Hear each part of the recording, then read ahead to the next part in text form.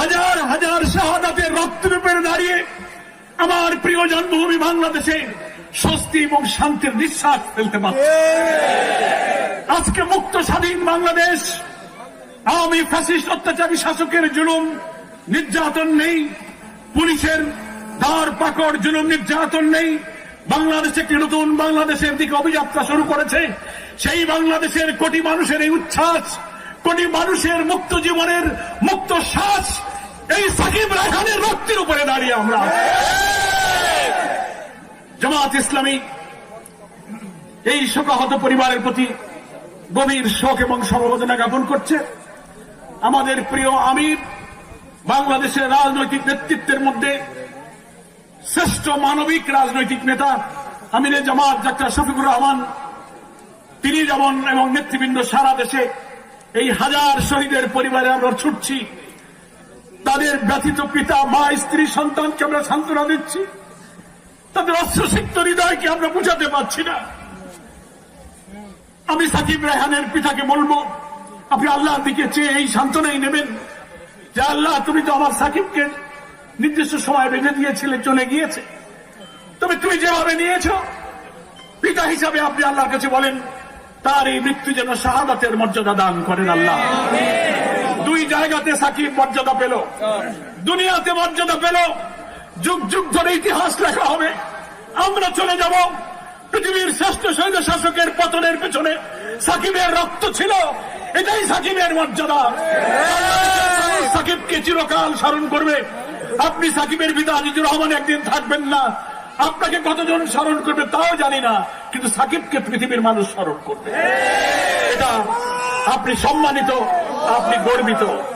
আর প্রিয় নবী মোহাম্মদ মুস্তাফা সাল্লাল্লাহু আলাইহি ওয়াসাল্লাম বলেছেন, যারা অধিকারের জন্য লড়াই করে, সত্য ন্যায়ের জন্য যারা জীবন দেয়, অধিকার রক্ষার জন্য ইমানের সাথে যারা লড়াইতে জীবন দিয়ে দেয়, আল্লাহ রাসূল বলেছেন আল্লাহ তাআলা তাকে শাহাদাতের মর্যাদা দান করেন।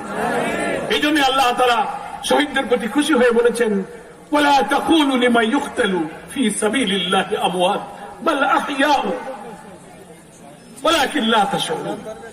আল্লাহ বলছেন, হকের জন্য, সত্যের জন্য আল্লাহর পথে যারা জীবন দিয়ে নিহত হয়ে যায়, তোমরা তাদেরকে মৃত বলো না। তাই আমরা বলবো সাকিব রায়হান মরেনি। আল্লাহ বলছেন বাল আহইয়াউ, সাকিব জীবিত আছে। কোরআনের অন্য আয়াতে বলা হয়েছে ইনদা রাব্বিহিম ইয়ারযাকুন, জান্নাতের মধ্যে শহীদরা রিজিক পাচ্ছে, বেঁচে আছে। শহীদরা মরে না। আজকে যেমন শহীদকে আমরা আলোচনায় স্মরণ করছি, শহীদের জন্য দোয়া করছি, হাজার হাজার মানুষ এখানে এসেছে, এটাই তো সাকিব রায়হানের বেঁচে থাকা। কত মানুষ পৃথিবীতে মরেছে, কতজনকে স্মরণ করে। ফলে দুনিয়াতে সাকিব মর্যাদা পেয়েছে। আর আল্লাহ তাআলা ইনশাআল্লাহ নিঃস্বার্থভাবে ইখলাসের সাথে দেশ মানুষের কল্যাণে জুলুমের বিরুদ্ধে যে জীবন দিয়েছে, রায়হানের পিতাদেরকে সাথে নিয়ে আমরা সেই নতুন বাংলাদেশ গড়ব। বৈষম্য বিরোধী ছাত্র আন্দোলনের অকুতোভয় নির্ভীক তরুণ আমাদের সন্তানেরা স্বৈরাচারের বুলেটের সামনে বুক পেতে দিয়েছিল। তাদের এই জীবন দান দেখে মনে হয়েছিল একদিকে শেখ হাসিনার বুলেট, আর একদিকে বাংলাদেশ হাসিনার সামনে বুক পেতে দিয়েছে। সেই গুলিবিদ্ধ আবু সাইদ মুগ্ধরা জীবন দিয়ে বাংলাদেশের ছাত্রদেরকে গর্বিত করেছে। ইতিহাস তাদের চিরদিন স্মরণ করবে।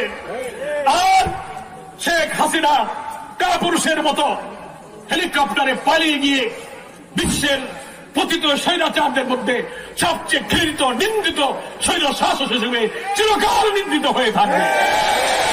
আর প্রিয় খুলনাবাসী, আমরা ইতিহাসে অনেক স্বৈর শাসকের পতন দেখেছি, অনেক ফ্যাসিস্ট, অনেক অত্যাচারী শাসকের পতন আমরা দেখেছি। পরাজিত হয়েছে, গ্রেফতার হয়েছে, মৃত্যুবরণ করেছে, জেল খেটেছে, সেই দেশে আবার রাজনীতি করেছে। কিন্তু পৃথিবীর এমন স্বৈরাচারকে আমরা পতন হতে দেখিনি। উত্তাল তরঙ্গের মতো ঢেউয়ের সামনে পরাজিত হয়ে কাপুরুষের মতো পালিয়ে দেশ ছেড়ে চলে যায়। শেখ হাসিনার যে দাম্ভিকতা, শেখ হাসিনার যে আত্মহমিকা, তার যে অহংকার, তার যে আক্রোশ, শেষ দিন পর্যন্ত সে বলে শেখ হাসিনা পালাবে না, শেখ দিন পর্যন্ত ওবায়দুল কাদের বলে শেখ হাসিনা লড়তে লড়তে মরবে। কোথায় কিভাবে গিয়েছে তোমাদের সব কথার মিথ্যার ফানুস গোটা বিশ্ব দেখেছে।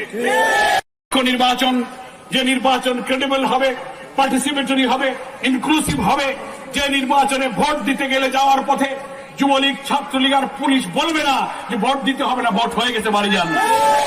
রাস্তায় দাঁড়িয়ে পিটাবে না, দিনের ভোট রাতে কাটবে না, জিতে যাওয়ার পর ফলাফল কারচুপি হবে না।